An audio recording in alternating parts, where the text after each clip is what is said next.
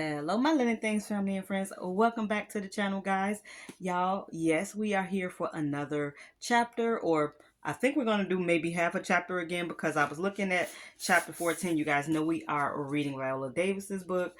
I really want to, continue or finish reading this book to you guys. And we are on chapter 14. So go ahead and get all nice and comfy. If you would like to go and get you something to drink, this is the time to do that. If you want to get you a little snack.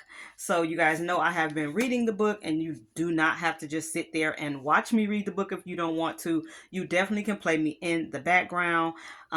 It's very calming to just listen to a story, kind of like a audio book. Okay. I'm so excited though to finish this book, but today, y'all, it is like so rainy and cool. It's like all I want to do is cuddle up and like get a blanket, or read a book or watch a movie or something like that. So this is a perfect time to continue on. And I want to say congratulations to my winner again. Thank you for those who do watch the readings, who are interested in the readings. You truly are Lynn Loyals, or you really love books. Okay, or you want to hear Miss Davis' story. So while I am reading the book, I am not reading it in its entirety. I am not reading word for word. So if it seems a little skipped or something like that, that is purposely done, because if you would like to read the book, you definitely are free to possibly purchase the book, because we don't want to give it all away, right? But I am reading, just about most of the book. Got my little lap desk here, y'all, so I could be comfortable. But yeah, so we're gonna dive into I want to say maybe the first half of chapter 14. It is also Women's History Month, so I don't think I've done a reading for this month just yet. So happy Women's History Month. And look at that, we are reading a wonderful woman's book, so it's fitting right in on that timeline for me. So we're going to get started, guys. Let me go to chapter 14. And this one is called Coming Into Me. And you guys know, oh, I'm sorry, y'all, we didn't mention the candle of the day, did we? So right now I actually like have two burning. I have my chocolate orange burning, and then the vanilla latte. I don't know why. It's like I kind of wanted to mix it. Why do I want chocolate and vanilla at the same time? I don't know. But you guys know I like those gourmand scents. I love like bakery scents and sweets. And I kind of had wanted the ambiance to kind of be like both, I guess. So here we go.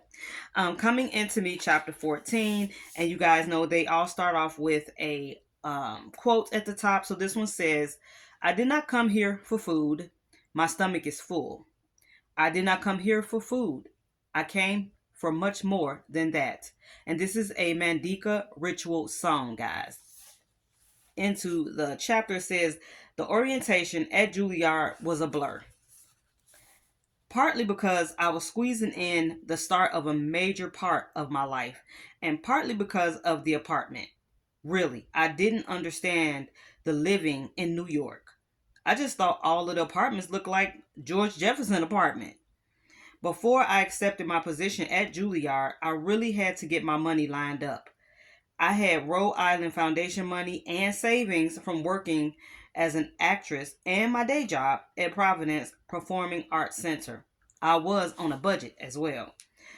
Subletting a cheap rent stabilized apartment in New York from an avant garde director who eventually headed the theater program at Columbia University seemed like the perfect solution to me.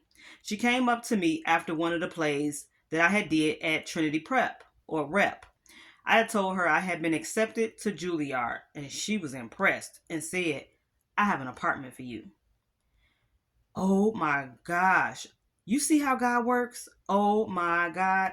Yes, I have an apartment for you. It's my apartment. Susan is a classy woman. She was becoming the artistic director at Trinity Rep, taking over after Adrienne Hall. She would be in Providence. I would be in New York. How perfect is that? Do I have to fill out an application? I asked. No.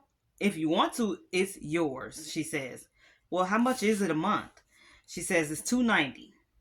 Oh my gosh, absolutely. I will take it. I will take it, no problem. She may have asked me, do you want to see it first? But I didn't even have time for that. I only asked, what's it like? So she says, I love it. I've had it for years. It's a studio apartment, and she really talked it up. I thought it's her apartment, and she loves it. A top director? Her apartment in the village? Yep, I'll take it. When I arrived at the apartment building on First Avenue between 2nd and 3rd Streets, what kept playing through my mind was what she said. Oh, we love the apartment. Walking up the stairs, I felt like I was in one of those booking.com commercials where after being on the road where you've lost your shoes, your kids are throwing up, you're tired, you open the hotel room door to behold a massive, palatial suite overlooking the ocean. That's what I expected from Susan's apartment. The setting for my years at Juilliard. I was expecting to be amazed. Heck, when I opened that darn door, that stuff did not happen. It was horrific. The apartment was maybe 450 square feet. There was a small stove on the right side of the apartment and a makeshift wooden shelves. Underneath the shelves was a large rusted white sink. It was one of those sinks you usually find in a basement. Next to the sink was the tub, y'all.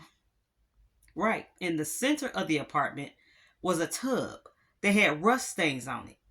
I thought, where's the toilet? I found it in what I thought was a tiny closet. It was one of those toilets that you had to pull the chain to flush. It was infested with mice.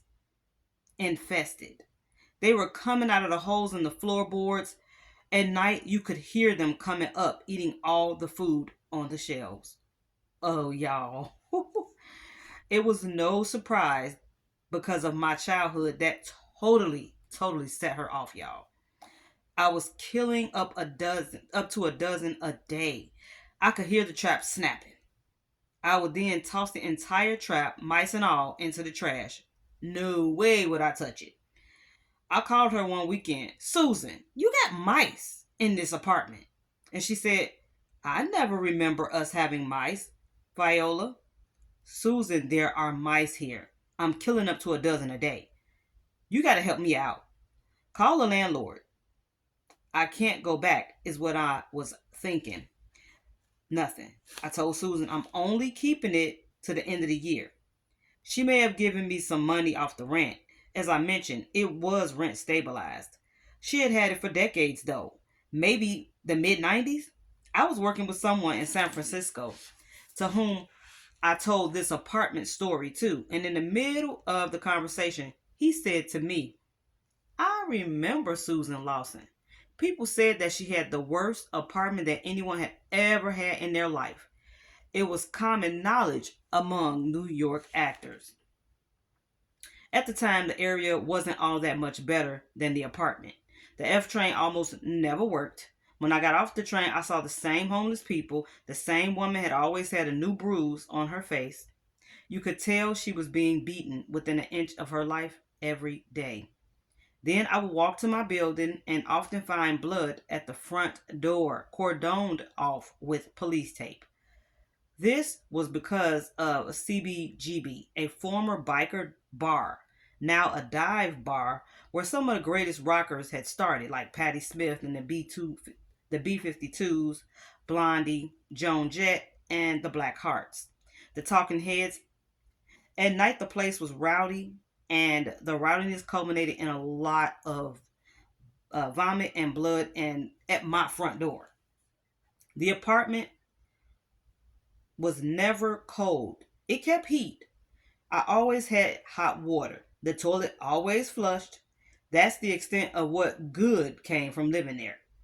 I was in school all day and only went back to the apartment at night. But during the weekend, I was home. All I did was eat all day. Eat, eat, eat. I wasn't a drinker, but more than a few times, I would drink a 40-ounce beer with my meal. I gained about 20 pounds on Genoa, salami, cheese, tomatoes, and mustards on a baguette, a pot of pasta every day, and a pint of rum raisin Haagen-Dazs, y'all, ice cream. I started Juilliard with 18 other classmates in my group. By the end of the first year, we only had 14 students. One was thrown out, one was cut, the other two dropped out. Those were black students. There are four different groups at Juilliard, as we called it, or jail yard, as they called it. Each group is given a number. So our first year was group 22. The second year was group 21. Third year was group 20. And fourth year was group 19. The minute I walked through those doors at 65th and Broadway, it was apparent why so many were either thrown out or ran out screaming on their own. It was hard. What got you admitted to the school was put on the back burner immediately. They weren't as interested in what you did well, but what you didn't do well. If you were a willowy Injuan, they wanted to see you play a grounded matriarch. If you came off as strong and emotional, they wanted to see your lighter side, even if they had to beat it out of you. John Stick, Robert Williams, Marion Selders, Monty Yakum, Judy Leibowitz, these were our first year teachers. We started every morning early around 8 a.m. and almost never finished until late at night. We were trained in speech, voice, Alexander technique, movement, and science scene study. The Alexander technique is a technique to teach the actor how to use their body without stress and tension.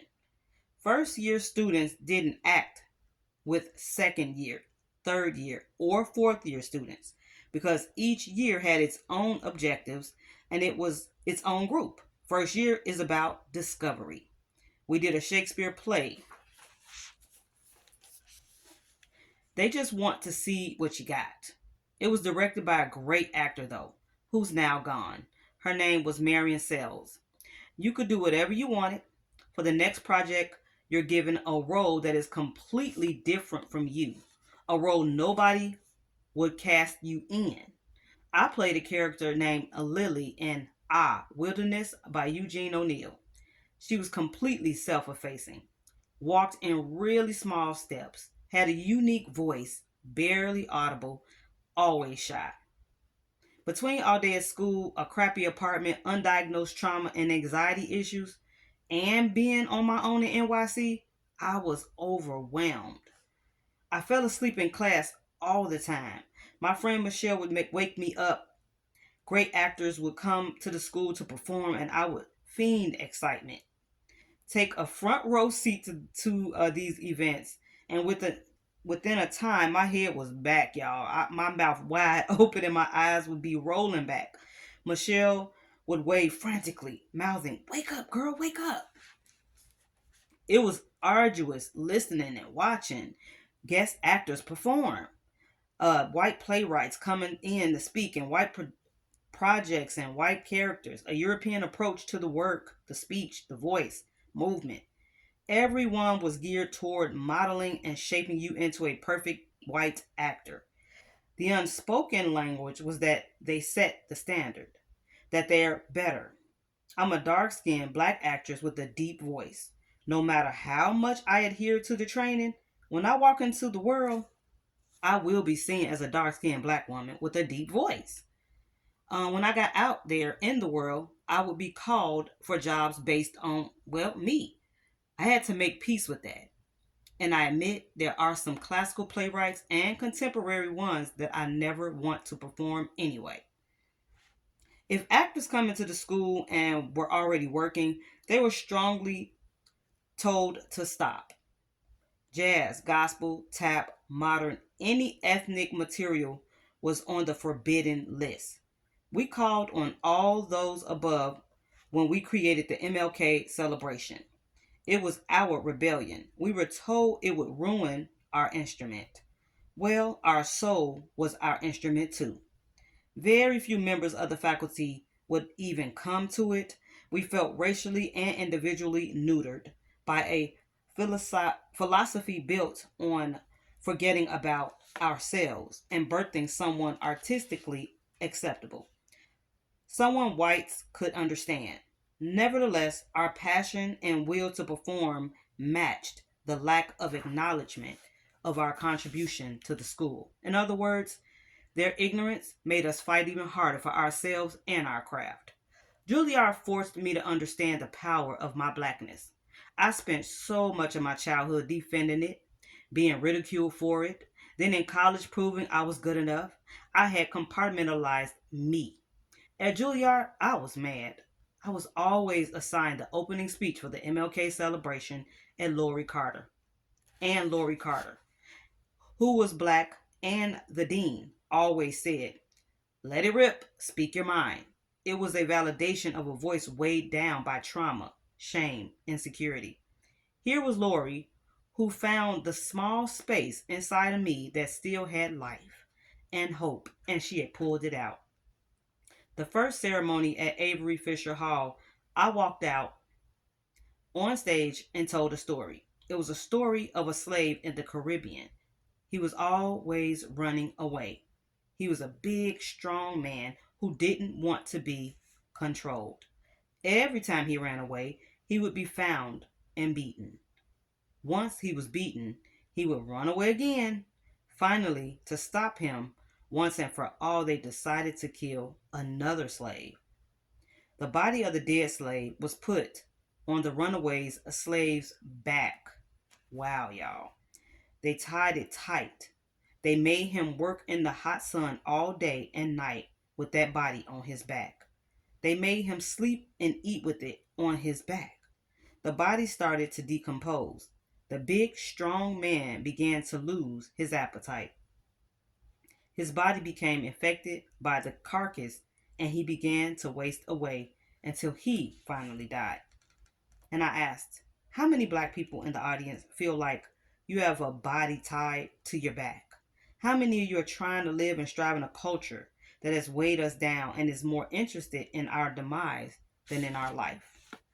Okay, guys, I think we're going to stop there. Okay, we'll go another page or so. Because, like I said, I don't know, some of these chapters are getting a little long. So it says, there was a silence, and I was speaking my truth. It was a truth fraught with the pain of everything that had been dumped on me consciously and unconsciously. Suddenly, like an elephant who was being slayed for its tusk, I was fighting back, fighting for my space. Every year, I would try to squeeze myself into every project and every character. I thought I had to.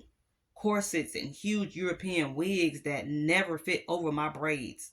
Listening to classmates ooh and ah over the beautiful costumes and imagining how awesome life would be back in the 1780s. I kept wanting to scream, "I'm different than you. If you went back to 1780, we couldn't exist in the same world. I'm not white." The absolute shameful objective of this training was clear. Make every aspect of your blackness disappear. How in the world do I do that? And more importantly, why? None of my counterparts had to perfect Jamaican or Southern urban dialect to be considered excellent. I am black. I'm dark with big lips and wide nose and thighs. I, Viola. Manifestation has always been part of my life, either getting on my nerves physically or praying silently. And God intervened. In my second year, Juilliard was offering a $2,500 scholarship for any student who wanted to do a summer program that opened them up as artists, help with their growth, unleash something within. We had to write a 5-page essay explaining it. I wrote that I was lost, that there was no way to unleash passion when you were asked to perform material that not only didn't touch your heart, but wasn't written for you. I told them of the burden of my myopic scope and Eurocentric training. I got that scholarship, y'all. Alrighty, guys, we're going to stop that here. I hope you guys have enjoyed so far Viola's book. When I just think of all the trials and things that she overcame, and then just reading in this chapter so far, trying to fit into a mold that was not made for her or people of color. It's like they have them all training to be one way, but they're not training them to be always. So I have like a quick, it's not my story, but you guys know, if you do watch my channel, that I braid my own hair. And I have heard a lot of different people who have actually like went to hair school. I didn't personally do it. I was self-taught. I've been doing my own hair since I was 12 years old. But I do have friends and family that did go to hair school, and they have to learn how to do all textures of hair. Okay. They can't just do, oh, I'm only going to do this person or this culture or this. You have to kind of learn all of the different textures of hair to be able to do it. And just reading this part in Viola's book, I feel like when she said they didn't have to learn to speak Jamaican, they didn't have to learn to have like to be a black person. Um, that spoke volumes to me, that they want us to kind of fit, like I say, in a mold.